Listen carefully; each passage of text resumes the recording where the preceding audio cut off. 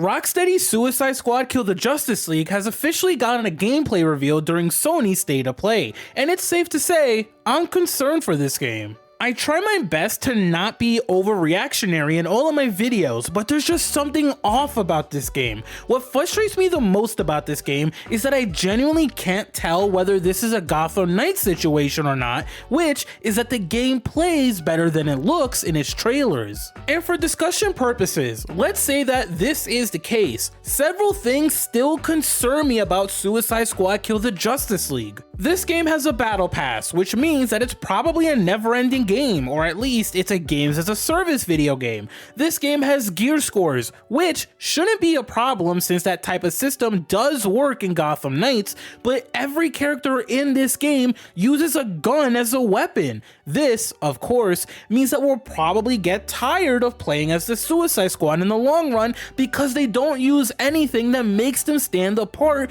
outside of their abilities. And most frustratingly, I still don't understand why Rocksteady went with the concept of having the players play as the Suicide Squad over having us play as the Justice League. It genuinely doesn't make any sense at all. We're finally getting to head back into the Arkhamverse for the first time in years, and yet we're not going to be playing as the cast of characters we all want to play as. And with this expanding upon such a beloved universe that means so much to so many people, this coming out party from Rocksteady should have been a Justice League game. It should have been this iconic moment of, no, this isn't a Suicide Squad game. No, this isn't another Batman game. No, this isn't a bad Superman game. This is a Justice League game. This is the game that you DC fans have wanted for so long. You can play as every single character that means so much to you. If you want to run around as the Flash, Wonder Woman, Batman, Green Arrow, or whoever else,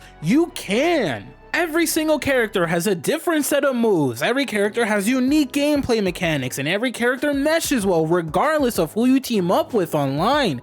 Instead, we're left with the Suicide Squad, and as much as I hate to say this, this new trailer only doubled down on the fact that I'm simply not interested in any of these characters. Sure, I love Harley Quinn. Sure, I love King Shark. However, that's really as far as my interest goes, despite Captain Boomerang looking like a fun character and Deadshot probably being a fun sniper to play as.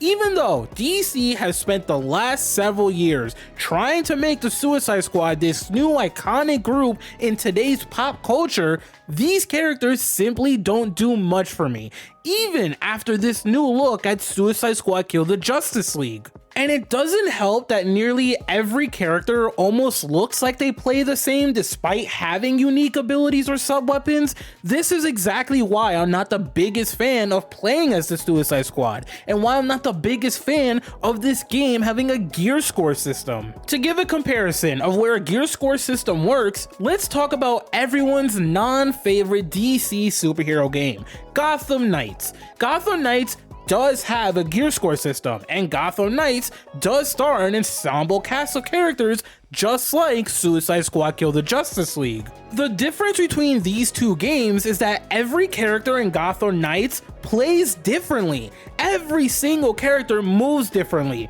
Every single character has unique abilities or gameplay mechanics that make them stand out from one another and gives them depth. There are cool combos to do. There are cool ways to include different abilities to wipe out a group of enemies. And it works, believe it or not. And what helps the most is that every single character has a unique weapon. Red Hood uses dual pistols, Robin uses a bow staff, Batgirl uses the tonfa, and Nightwing uses a scream of sticks. Meanwhile, the Suicide Squad cast all use some sort of gun, whether it's a machine gun, a sniper rifle, or a pistol. At the end of the day, they're just guns. These weapons don't make the characters stand out enough, nor does it make the gameplay entirely engaging, even if they have a unique sub-weapon like Harley Quinn's iconic bat. And the core reason this frustrates me is that at the end of the day, nearly every games as a service game eventually devolves into a podcast type of game. By that, I mean all of these games eventually turn into the type of games where you can listen to music or listen to podcasts as you casually grind out missions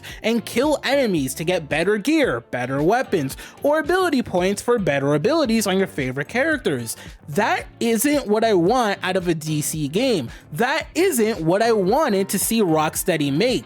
Even though I wish this wasn't the case, I would have taken yet another Batman game over Suicide Squad Kill the Justice League. And if not a Batman game, I would have taken an entirely new Arkhamverse story starring one member of the Justice League to continue the Arkhamverse over this game. I'm so concerned about this game that I think this game may turn into yet another Marvel's Avengers. I'm not even concerned that this game will be another Gotham Knights situation, because as someone who's been streaming their playthrough here on YouTube, I like Gotham Knights. Gotham Knights is far better than it looked in its trailers, and what helps me enjoy Gotham Knights is that the city is incredibly engaging. There's always something to do, whether it's stopping a side crime, stopping a bigger crime, continuing side storylines for its cast of villains, or simply traversing Gotham City. There's something to do. Gotham feels like a character that plays an actual role in Gotham Knights.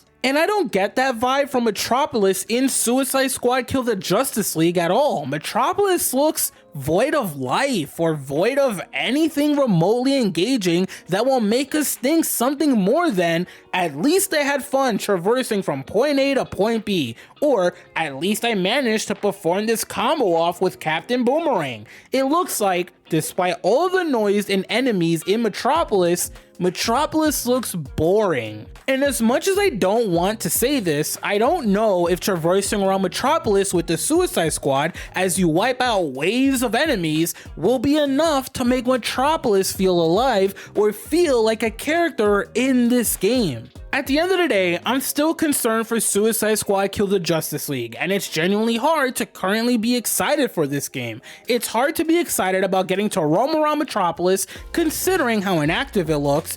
It's hard to get excited about yet another live service game featuring a gear score system, even though it has a lot more depth than most gear score systems do. And of course, it's hard to be incredibly thrilled by the idea of having yet another game with a battle pass. Oh, and the UI is legitimately awful in my opinion. I legitimately think that the UI leaves a lot to be desired, and if there's anything that stands out like a sore thumb, it's this game's map. If there's anything I'd like for you to take away from this video, it's not that I'm not excited about this game, and it's not that I even hate this game. It's just I wanted to welcome back to the Arkhamverse party to have a much more positive feeling. I wanted to legitimately be hyped that we get to go back to this universe that meant so much to DC fans like myself. And unfortunately, Rocksteady raised multiple red flags more so than actually managing to get me excited for this game. This new reveal should have been a home run and should have been the thing that made us think, oh, okay, Rocksteady still got this and they're still just as amazing as we remember them being. Instead, I'm concerned for Rocksteady and the upcoming release of Suicide Squad Kill the Justice League. My biggest hope, which I absolutely doubt will happen for what it's worth, but this would legitimately change everything for me, is if every single member of the Justice League is somehow a boss. Now that would be a game changer. That would be cool as hell. That would get me excited because that same concept works in Gotham Knights, considering you get to build each case file for the side bosses in Gotham Knights. If the entire story is the Suicide Squad is chasing down the Justice League, and as we reach certain points in the story, we get to face Justice League members with different mechanics, I'll be so much more excited. And if that's what we get to do in this game, I don't know why they didn't make this a selling point in this grand re-reveal for Suicide Squad Kill the Justice League. That would have allowed so many people, such as myself, to feel a little less concerned for this game, because we look forward to facing off with the Justice League. And is sure, I understand that this is implied by the name of this game, but let's not pretend like they couldn't have shown a prime example of this exact thing in this new footage. After my experience with Gotham Knights, I'm willing to remain open-minded with this game, and I'm willing to leave the door open for Rocksteady to prove me wrong. Until then though, Suicide Squad Kill the Justice League has a lot to prove.